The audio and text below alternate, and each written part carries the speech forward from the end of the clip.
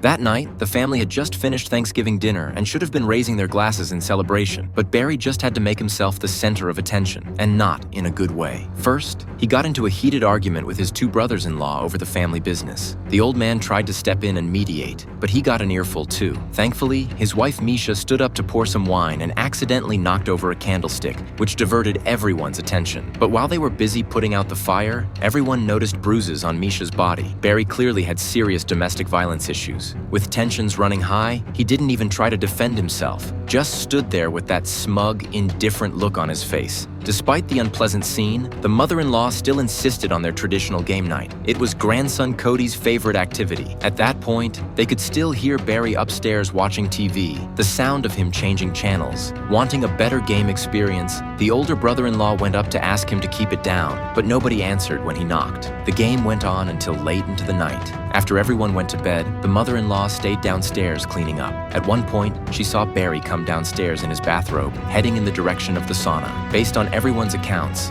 it seemed each person had the opportunity to be alone with the victim. And whether it was domestic violence or business disputes, they all had motives to kill. With the case going nowhere, the old police chief finally caved to pressure and came knocking, wanting to wrap things up quickly. Ella argued her case passionately, but at the end of the day, she was just a consultant, not a real cop. The evidence they had wasn't enough to identify the real killer. If the case dragged on another 10 years, it would be devastating to the family's reputation. At the critical moment, Ella's eyes fell on the remote control on the counter. As the pieces clicked into place, she finally identified the real killer.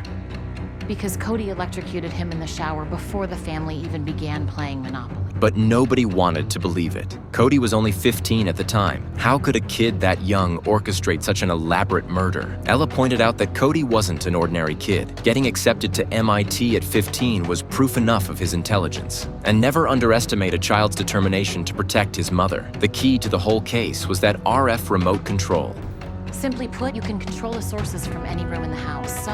While playing the game, Cody could change channels and control the volume to make everyone think Barry was still alive upstairs. But in reality, before he came downstairs, he'd already snuck into Barry's room. He'd only meant to pull a prank on his father, to get back at him for his mother. But when he saw the hairdryer on the table, he came up with a permanent solution. As a highly intelligent teen, he obviously knew electrocution could be mistaken for a heart attack. Though there was a small hiccup in the middle, he didn't panic. He calmly came up with an alternative plan: move Barry to the sauna and steam him. After dumping the body down the laundry chute, he quickly replaced the outlet in the room and cleaned up all traces of the fire. Then he went downstairs and played games like nothing had happened. After everyone dispersed, he put on his father's bathrobe and walked past his grandmother without saying a word, which fit Barry's antisocial personality perfectly. Finally, all he had to do was move the body to the sauna, hang the bathrobe outside, place an empty wine bottle nearby, crank up the heat to maximum, and he'd created the perfect accidental death. Faced with Ella's intellectual steamrolling, Cody finally broke down and confessed. With the case closed, Ella's flawless performance caught the old police chief's attention.